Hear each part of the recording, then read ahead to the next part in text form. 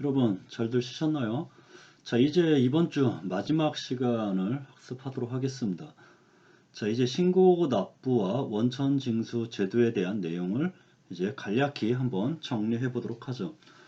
분류과세라는 개념은 소득세의 문턱 효과를 완화하기 위해서 종합소득에 대해서는 종합소득세로 과세를 하고, 퇴직소득에 대해서는 퇴직소득세로 과세를 하고, 양도소득에 대해서는 양도소득세로 과세를 하고, 금융투자소득에 대해서는 금융투자소득세로 분류해서 과세하는 것을 바로 분류과세라고 얘기를 했습니다.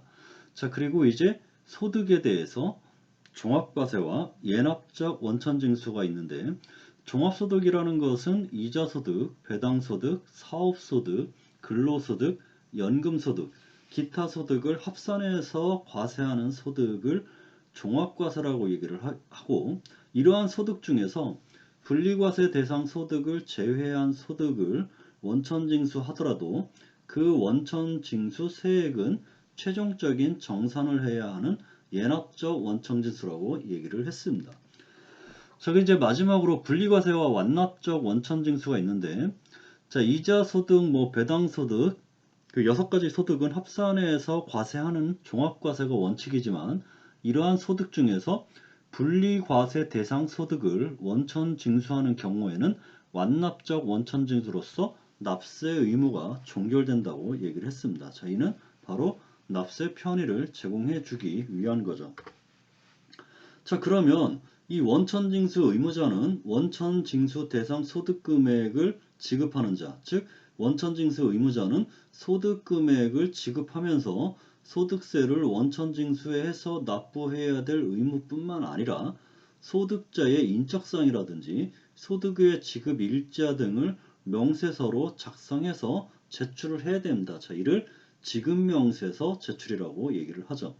자, 그러면 이 지급명세서는 어떻게 형식이냐? 자, 이 표를 한번 샘플을 한번 보시면 간이지급명세서입니다. 자, 원래 근로소득에 대해서는 지급명세서를 연말정산할 때 한 번만 제출하도록 했는데, 자, 이것을 반기로 줄여넣어서 반기에 상반기에 제출하는 것을 간이지급명세서라고 얘기를 하는데, 자, 이 간이지급 명세서에 보면, 자, 원천징수 의무자는 누구인지, 원천징수 의무자 상호라든지 이런 성명이라든지 주민등록번호 이런 것들을 적고, 자, 지급 내용을 적습니다. 자, 지급 내용은 2021년도에 지급했다 그러면 기성년도 2021년. 자, 근로자한테 몇 명한테 지급했냐, 근로 인원수. 지급 시기는 언제냐, 상반기 1월부터 6월에 줬냐, 7월부터 12월 사이에 줬냐. 자, 그리고 이제 과세 소득은 얼마냐. 자, 그래서 이제 쭉 인적사항 및 근로소득 내역에서 일련 번호로 쭉 나온다. 자, 주민등록번호, 성명, 내국인이냐, 외국인이냐, 거주자냐, 비거주자냐. 자, 그리고 근무시간은 언제부터 언제고. 자, 지급일이 쭉 나오죠. 지급일이 1월 달에 얼마, 2월 달에 얼마, 3월 달에 얼마 이렇게 쭉 적어서 명세서 형태로 제출하는 것을 바로 지급 명세서라고 얘기를 하는 겁니다. 자, 이 소득세의 핵심은 바로 이 원천징수와 지급명세서 제도인데, 자, 이 원천징수라는 것은 소득이 발생된 시점에 소득의 지급자가 바로 소득세를 원천징수해서 납부함으로써 소득의 탈루, 그 다음에 납세 편의를 제공하는 목적을 제공해주고, 자, 그리고 그 원천징수 대상 소득에 대한 소득세를 원천징수해서 납부해야 되는 원천징수 의무뿐만 아니라 이렇게 소득자의 인적사항이라든지 소득의 지급일자 등을 명세서로 작성해서 제출하는 이 지급명세서 제출로 인해서 누구의 소득이 얼마고 누구의 소득은 무슨 소득이 있는지 알 수 있고, 과세관청에서는 각각의 개인들의 소득에 대해서 명확하게 파악할 수 있는 겁니다. 자, 그리고 개인의 입장에서도, 자, 내가 원천징수를 당했는데 언제 어떻게 당했는지 알 수가 없죠. 프리랜서 같은 경우는 여기저기 일을 하는데 그 일을 할 때마다 내가 얼마씩 원천징수되고 원천징수된 금액이 얼마고 지급받은 수익 금액이 얼마고 일일이 관리하고 파악하지 않는 이상 모르는 겁니다. 자, 그런데 이 지급명세서를 원천징수 의무자가 제출함으로써 지급명세서 제출, 국세청 홈택스에서 지급명세서를 조회함으로써 내가 1년 동안 프리랜서를 통해서 벌어들인 소득에 대한 명세서가 쭉 나온다. 그래서 그 지급 명세서를 가지고 바로 5월에 종합소득세 신고 납부를 하면 되는 거죠. 그 지급 명세서에 보면 내가 언제 며칠 날 소득금액이 산정이 돼서 소득금액이 지급이 됐고 그 소득금액에 대해서 원천징수된 세금이 얼마인지가 다 기재되어 있기 때문에 그 내역을 가지고 종합소득세로 소득금액에 대해서 합산해서 종합소득세로 신고납부를 하고 원천징수된 세액에 대해서는 기납부세액으로 차감을 하면 되는 겁니다.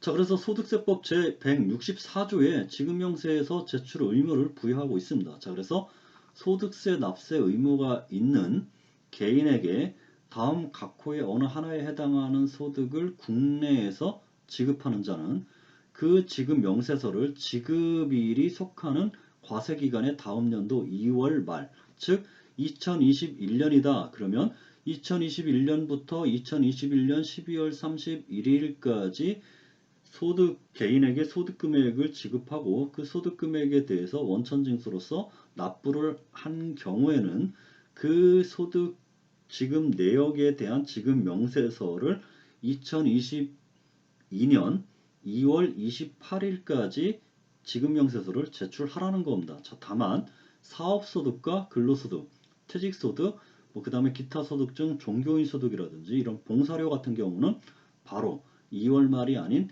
그 다음 년 한 10일을 더 연장을 해서 3월 10일까지 세무서에 원천징수 관할 세무서에게 제출하라는 겁니다. 자, 다만 이 4호의 근로소득 중 일용근로자가 있습니다. 자, 일용근로자라는 것은 무엇이냐? 자, 바로 하루 일하고 일당을 받아가는 거죠.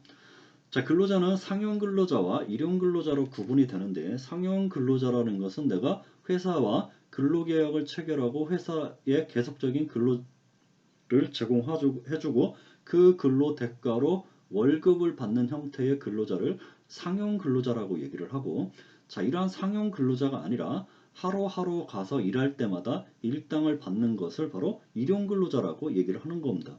자, 쉽게 말해서 우리가 건설 현장에서 일하는 건설 노동자, 즉 건설 현장에 내가 가서 하루 일을 한다. 자, 그러면 건설 현장에서 하루 일했으면 하루 일한 대가 뭐 10만 원은 10만 원, 뭐 20만 원은 20만 원, 그 일당을 받는 경우, 자, 이러한 것들을 일용근로자라고 얘기를 하는 겁니다. 자, 또는 회사에 근로계약을 통해서 들어간 게 아니라 뭐 회사에 뭐 며칠만 가서 일을 한다. 그리고 그 며칠에 대한 일에 대한 대가를 받는다. 이런 것도 일용근로자라는 거죠. 자, 이러한 일용근로자의 경우에는 그 지급일이 속하는 달의 다음 달 말일, 즉 2월, 만약 지금 뭐 9월이죠. 9월에 지급을 했다. 자, 그러면 다음 달 말일인 10월 31일까지, 그 다음에 금융투자소득 같은 경우는 반기의 마지막 달의 다음 달 말일까지 지급명세서를 제출해야 된다는 거죠. 자, 그러면 어떠한 소득에 대해서 지급명세서를 제출을 해야 되냐? 자, 이자소득이라든지 배당소득이라든지 원천징수 대상 사업소득이라든지 근로소득 또는 퇴직소득, 연금소득, 기타소득, 봉사료, 장기저축보험의 보험차익이라든지 금융투자소득. 자, 이렇게 대부분의 원천징수로 하는 소득에 대해서 추가적으로 지급명세서도 같이 제출을 해야 된다는 거죠. 자, 그런데 이 간이 지급명세서 제출 제도 이외에 이 소득세법 제164조 3에 간이지급명세서 제출이라는 제도가 또다시 들어왔습니다. 자, 이 대상은 바로 일용근로자가 아닌 근로자에게 지급하는 근로소득이라든지 원천징수 대상 사업소득입니다. 자, 그래서 이 일용근로자가 아닌 상용근로자에게 지급하는 근로소득은 자, 그 다음 연도 3월 10일까지 지급명세서를 제출을 하면 되는데, 자, 거기에 한번 제출하는 거에 자, 1년을 반으로 잘라서 상반기, 하반기, 반기별로 지급명세서를 제출하도록 한 게 간이 지급명세서 제출입니다. 자, 그래서 일용근로자가 아닌 근로자에게 지급하는 근로소득에 대해서는 그 지급일이 속하는 반기의 마지막 달의 다음 달 말일, 즉 상반기다. 자, 상반기 회사가 1월 1일부터 6월 31일까지 지급한 근로소득 내역에 대해서 7월 10일까지 간이지급명세서를 제출을 해야 되고, 하반기는 7월 1일부터 12월 31일까지 회사가 근로자에게 지급한 근로소득 명세서, 명세서를 그 다음 달 말일인 그 다음 달 1월 31일까지 간이지급명세서를 제출을 해야 되는 겁니다. 자, 그리고 3월 10일까지 이제 최종 지급명세서를 제출하는 거죠.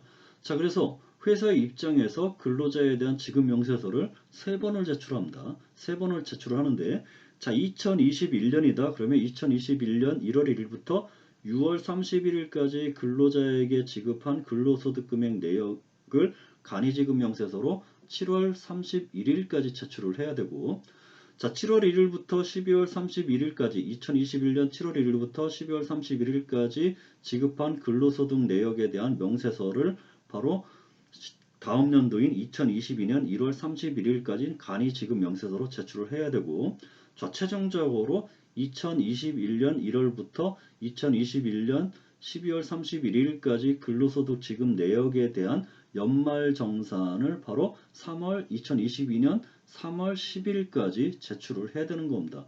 자, 그리고 원천징수 대상 사업소득. 자, 회사가 인적 용역을 제공한 자에게 대가를 지급하면서 그 대가의 원천징수, 소득세를 원천징수해서 원천징수 납부를 하고, 그 사업소득 지급, 인적 용역자에게 지급한 사업소득에 대한 내역에 대한 명세서를 그 소득 지급일이 속하는 달에 다음 달 말일까지 제출을 하는 겁니다. 자, 그래서 2021년 9월 1일에 인적 용역 제공자에게 사업소득을 지급하면서 원천징수해서 2021년 10월 10일까지 원천징수된 소득세를 납부를 하고, 10월 31일까지는 바로 간이지급 명세서를 제출을 해야 되는 겁니다. 자, 그래서 이런 지급명세서 제출 제도를 정리를 해보면, 자, 근로소득이라든지 퇴직소득, 사업소득, 종교인소득, 연금계좌, 연금소득에 대해서는 제출 시기가 다음 연도 3월 10일입니다. 자, 그런데 근로소득 간이지급명세서, 사업소득 간이지급명세서, 그래서 간이지급명세서 제출 제도가 두 개가 있는데, 근로소득이 있고 사업소득이 있죠. 자, 그래서 근로소득에 대한 간이지급명세서는 지급일이 속하는 반기의 마지막 달의 다음 달 말일, 그 다음에 사업소득에 대한 간이지급 명세서는 지급일이 속하는 달의 다음 달 말일, 즉 매월. 근로소득에 대한 간이지급 명세서는 반기별로, 사업소득에 대한 간이지급 명세서는 매월 제출을 하라는 겁니다. 자, 그리고 근로소득, 일용직한테 일용 대가를 지급한 것도 매월, 지급일이 속하는 달의 다음 달 말일이기 때문에 매월 제출을 하라는 거죠. 자, 이자소득이라든지 배당, 그 다음에 기타 소득 등 그 밖의 소득은 바로 지급일이 속하는 연도의 다음 연도 2월 말일까지 소득 내역에 대한 지급 명세서를 작성해서 제출을 하라는 겁니다. 자, 그런데 이 간이지급 명세서 제출 주기가 단축이 됩니다. 자, 왜 단축이 되냐? 자, 코로나로 인해서 근로소득자가 아닌 개별 자영업자라든지 사업소득자, 자영업자들은 고용보험에 가입을 하지 않았기 때문에 이런 코로나19로 인해서 자영업자의 그 고용보험 가입을 통해서 이 자영업자의 급격한 이 소득 그러니까 소득이 창출되지 않은 것에 대해서 보전 차원에서 이 전국민 고용보험을 위한 인프라 구축을 위해서 간이지급명세서 제출 주기가 단축이 됩니다. 이게 2021년 세법 개정안에 들어와 있고, 바로 2022년 7월 1일 이후 지급하는 소득분부터 적용을 하는데, 자, 원래 간이지급명세서 제출, 자, 소득자의 인적사항이라든지 지급금액 등은, 자, 사업소득은 원래 매월 제출하게 돼 있고, 근로소득은 매 반기마다 제출하도록 되어 있습니다. 자, 그런데 이게 개정이 돼서 2021년 7월 1일 이후 지급하는 분부터는, 자, 간이지급명세서 제출 주기가 단축이 됩니다. 그래서 원천징수 대상 사업소득에 대해서는 동일하게 매월 지급해야 되고, 자, 상용 근로자, 즉 회사와 근로계약을 체결해서 회사에 근로를 제공하는 이 상용 근로자의 근로소득은 원래 간이지급 명세서가 반기별로 제출하도록 돼 있었는데, 자, 이것을 매월 제출하는 것으로 바꿨습니다. 그래서 지급일이 속하는 달의 다음 달 말일까지 제출을 하라는 겁니다. 자, 그래서 이 회사 원천징수 의무자한테 엄청난 부담을 주어지는 거죠.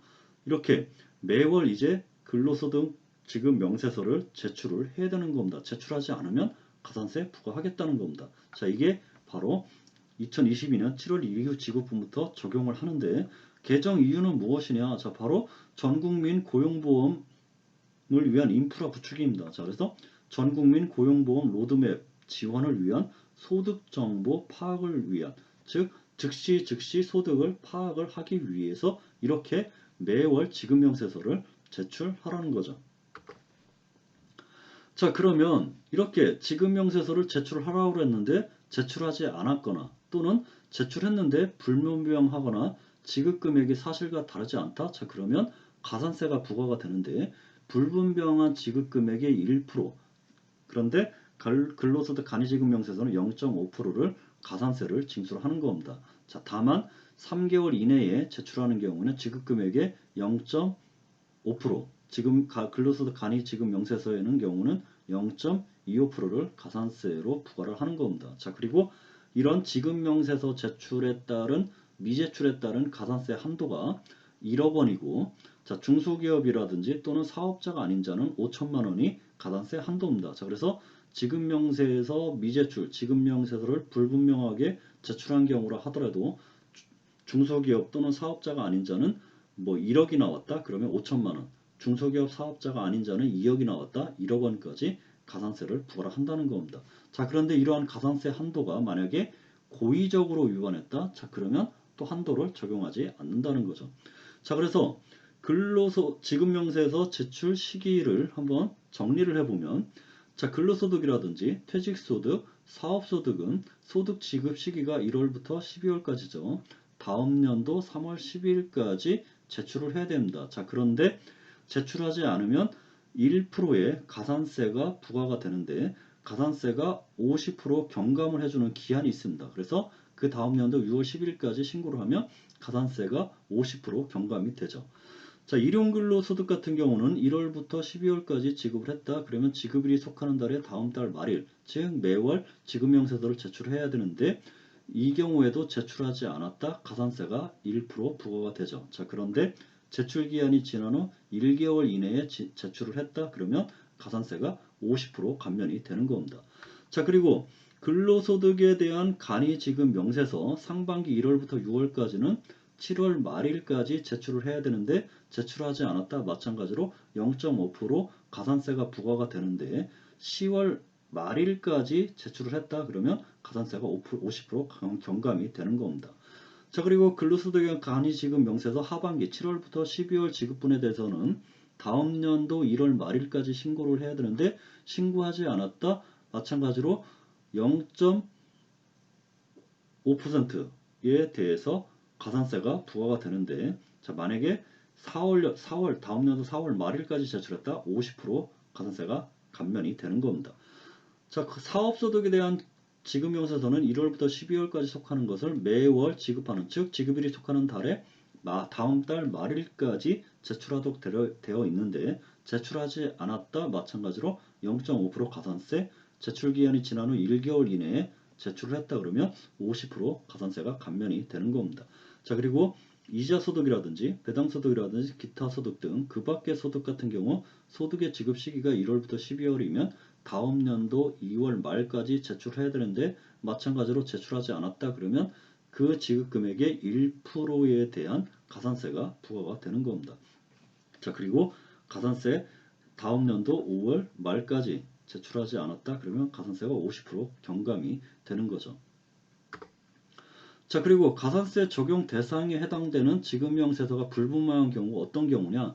자, 바로 이렇게 제출된 지급명세서의 지급자라든지 소득자의 주소, 성명, 사업자 등록번호, 소득 중요, 귀속 연도, 지급액, 자, 이런 것들을 기재하지 않았거나 잘못 기재하여 지급 사실이 확인할 수 없는 경우라든지, 뭐 이자라든지 배당 지급 명세서에 뭐 유가증권 코드를 적지 않았거나 뭐 유가증권 발행자를 확인할 수 없는 경우라든지 자 이러한 경우가 바로 불분명한 경우에 해당이 되고 이 불분명한 경우에 해당되는 경우에는 미제출로 봐서 가산세가 부과가 되는 겁니다.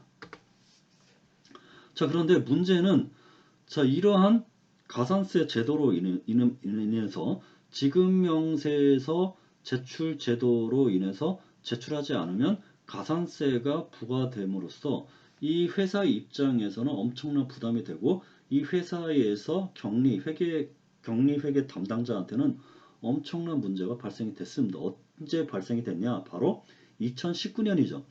자, 갑자기 2018년까지는 바로 근로소득 급여된 내역의 지급 내역을 그 다음 연도 3월 10일까지 제출하면 됐었습니다. 자, 그런데 2019년에 갑자기 법을 바꿔가지고 근로소득에 대해서 이제 간이지급 명세서라고 그래서 반기별로 제출하라고 법을 바꿨죠. 자, 그런데 이 중소기업 회사의 격리회계 담당자가 이 바뀐 규정을 미처 파악을 하지 못했다는 겁니다. 자, 못했기 때문에 결국 제출하지 못했다는 거죠. 자, 제출하지 못했으면 지금은 0.5%로 줄어들었는데 자, 2019년 이 당시에는 1%입니다. 자, 여러분이 1%라면 만약에 1월부터 6월까지 급여 지급액이 10억 원이다. 자, 10억 원의 1%는 얼마죠? 1,000만 원입니다. 1,000만 원의 가산세가 부과가 되는 거죠. 자, 이러한 사태가 결국 발생이 됐습니다. 언제 발생됐냐면 바로 2019년에 발생이 됐었죠. 자, 2019년에 반기급여 미제출로 인해서 가산세가 몇 천만 원씩 부과된 것을 결국 소급해서 구제해주기로 논의를 했으나 결국 무산됐다는 거죠. 자, 국회에서 이런 것은 너무 과학화다. 갑자기 세법을 변경을 해서 명세서 제출하지 않았다고 해서 몇 천만 원씩 과세를 하는 것은 무리가 있다. 왜? 계도도 하지 않고 자 이렇게 적용하는 것은 무리가 있어서 이 구제 방안을 마련하라고 기획재정부에서 얘기를 했는데 기획재정부가 구제 방안을 마련하지 않았기 때문에 이 징수를 해야 되는 국세청 입장에서는 징수를 할 수밖에 없다는 겁니다. 자 그래서 이런 국세청 입장에서도 뭐 난감하다는 거죠. 부과를 해야 되나 이제 계획도 못 세웠는데 이제 부과를 하겠다는 거죠. 자, 이 실직 걱정. 자, 회사 회계 담당 직원은 회사에 얘기를 하면 자, 회사에 반기 지급 명세서를 제출을 하지 않아서 몇 천만 원의 가산세를 내야 됩니다. 자, 그러면 사장은 내가 너한테 월급 주면서 그런 일을 시켰는데 그 일을 똑바로 하지 않아서 이 회사에 가산세를 내야 되는 이 불이익을 줬기 때문에 그것은 뭐 네가 납부를 하든지 아니면 회사를 뭐 나가라고 한다든지 자 이런 염려가 있어서 결국 직원들이 사비로 납부를 했다는 겁니다. 자 이게 어떻게 이런 현상이 발생이 되는지 단지 명세서 제출하지 않았다고 해서 이렇게 몇 천만 원씩 가산세를 부과하는 것은 정말 엄청나게 가혹하고 대표적으로 사라져야 될 제도이고 너무나 편한 납세 편의주의, 과세 행정 편의, 징수 편의주의로 치우친 제도라는 거죠. 자, 이게 이제 기사 내용인데 바로 자, 2019년에 근로장려금을 갑자기 2019년부터 근로장려금을 반기에 지급합니다. 저 2018년까지 뭐 1년분에 대해 지급하던 근로장려금을 갑자기 2019년부터 반기 지급제도로 바뀌면서 반기 소득 파악을 위해서 상반기 소득자료 즉 간이지급 명세서를 그해 7월 말까지 제출하라고 하고 하반기 소득을 그 다음 년도 1월까지 각각 제출하는 의무를 2019년도에 갑자기 신설을 했죠. 자 그런데 2019년에 갑자기 세법이 변경돼서 이렇게 2019년 상반기부터 적용을 해야 되는데 이것을 계도기간도 운영하지 않았기 때문에 매우 많은 중소기업이 이 의무를 인지하지 못했기 때문에 기한 내 간이지급 명세서를 제출하지 못했습니다. 자, 그래서 국세청에서는 이 간이지급 명세서 미제출 기업 약 12,000곳입니다. 이 12,000곳의 기업이 간이지급 명세서 근로소득에 대한 간이지급 명세서를 제출하지 못해서 가산세가 약 134억 정도가 된다는 겁니다. 자, 이렇게 가산세 부과 예정 통보를 받은 기업 96%는 연매출이 500억 원 미만이고 중소기업이면 500억 미만인 중소기업이 96%고 87%는 100억 미만 기업입니다. 즉 중소기업이 연매출 100억 미만의 소규모, 협소한 이 작은 기업이 80%나 되고 87%나 되는 거죠. 자, 이런 87%나 되는 이런 중소기업을 도와주지는 못할 망정 단순히 지급명세서 하나 제출하지 않았다고 해서 몇 천만 원씩 가산세를 부과하겠다는 겁니다. 자, 이렇게 이러한 중소기업들은 사실 대기업과 달라서 인력이 부족합니다. 자, 그래서 인력이 부족하고 이 회계격리 담당자가 이렇게 세법이 변경된 거에 대해서 바로바로 파악할 수가 없는 겁니다. 왜 없냐? 여러분들 세법 개정안을 보면 1년에 세법 개정안에 변경되는 그 세법 개정이 200페이지, 300페이지 가까이 됩니다. 그런 200페이지, 300페이지 되는 그 세법 개정안을 회사 담당자가 즉각 알 수가 없는 거죠. 자, 그래서 이렇게 이러한 회계격리 담당자가 그 바뀐 거를 모르고 지급명세 제출하지 않았는데 그 가산세를 이제 회사에 부과를 하겠다고 하니 이 회계격리 담당자에게 회사가 책임을 묻는다든지 또는 이 담당자 자체가 회사에 대한 문책 또는 실직이 두려워서 회사에 아예 보고도 하지 않고 본인이 수천만 원의 대출을 받아서 수천만 원의 가산세를 납부하기도 했다는 겁니다.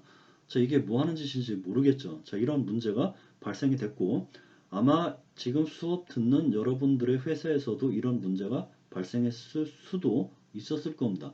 자, 이 문제가 바로 드러난 게 바로 이 절박한 이 회계 격리, 이 중소기업 회계 격리 담당 직원들이 작년 6월이죠. 2000년 6월에 청와대 국민청원 게시판에 구제를 호소하는 청원을 올리면서 알려졌다는 겁니다. 자, 그래서 국회에서 기획재정부에 구제 방안을 마련하라고 지시를 했고 기획재정부는 구제 방안을 마련해야 됐음에도 불구하고 직무유기를 함으로써 구제 방안을 마련하지 않았다는 겁니다. 자, 그러면 여러분들 세법을 만든 데는 기획재정부예요. 그러면 기획재정부가 세법을 만들었기 때문에 이런 급박한 세법을 만들어서 이런 문제가 발생이 됐으면 기획재정부에서 구제 방안을 마련을 해줘야죠.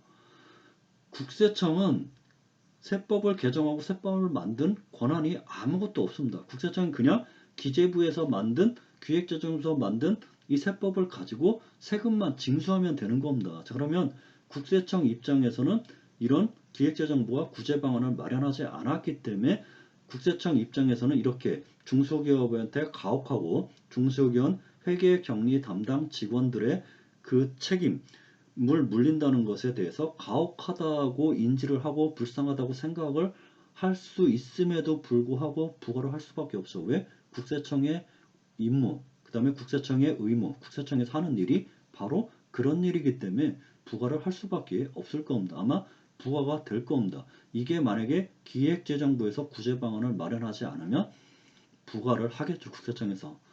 빠른 시일 내에 구제 방안이 마련이 돼서 이런 문제가 해결이 되도록 바랄 뿐입니다. 자, 그러면 이제 마지막으로 인적공제제도라는 게 있습니다. 자, 이러한 인적공제제도가 뭐냐? 자, 소득세라는 것은 개인의 소득에 대해서 과세를 하는 겁니다. 자, 그런데 개인의 소득은 자, 그들의 생활에 사용 소비되죠. 즉, 개인의 의식, 주에 사용이 되는 겁니다. 자, 개인의 주택 구입이라든지 개인의 임차료라든지 개인의 음식, 그 먹고 살아야 되는 그 식료품이라든지 또 입고 다녀야 될 옷. 자, 이런 것들에 사용 소비되는 것으로서 자, 이렇게 생활에 사용되는 금액에 대해서는 세금이 부과되지 말아야 되겠다. 자, 그래서 결국 이렇게 소득세 과세 대상이 되는 개인의 소득에서 배우자라든지 부양가족, 장애인을 위해 일정한 몫에 대해서는 세금을 부과하지 말고 제외해야 되는데 자, 이를 인적공제라고 하는 겁니다. 자, 그래서 소득세법에서는 바로 이런 부양가족 등의 사정 등을 고려해서 소득공제 방식의 인적공제 제도를 두고 있는 겁니다. 자, 그런데 이 인적공제가 부양가족이 많으면 많을수록 인적공제 금액이 커지기 때문에 소득세가 줄어드는데 반면 부양가족이 없는 싱글, 자, 나 혼자 먹고 산다. 나 혼자 먹고 사는 이 싱글족. 자, 이 싱글들은 부양가족이 없기 때문에 소득공제도 적고 소득공제가 적기 때문에 소득세를 많이 내죠. 자, 그래서 오히려 싱글세라는 더 많이 내는 싱글세라는 얘기를 하기도 합니다. 자, 그렇지만 어쨌든 부양가족이 많을수록 이 부양가족에 들어가는 이 생활 비용이 많기 때문에 그 부양가족에 대한 인적공제를 해주는 그 취지는 맞습니다. 자, 그렇다고 하더라도 이 싱글에 대한 역차별, 즉 싱글세라는 이 역차별을 해결해 주기 위한 이런 방안도 마련해 주는 게 필요하다는 거죠. 자, 그래서 이번 주는 여기까지 해서 학습을 마치도록 하겠습니다. 그래서 여기까지 하고, 자, 이번 주는 소득세 기본 개념에 대해서 살펴봤습니다. 그리고 이제 다음 주에는 소득세의 과세 요건에 대해서 학습하도록 하죠. 자, 여기서 마치도록 하겠습니다. 자, 여러분 수업 듣느라 고생하셨습니다. 다음 주에 뵙도록 하죠.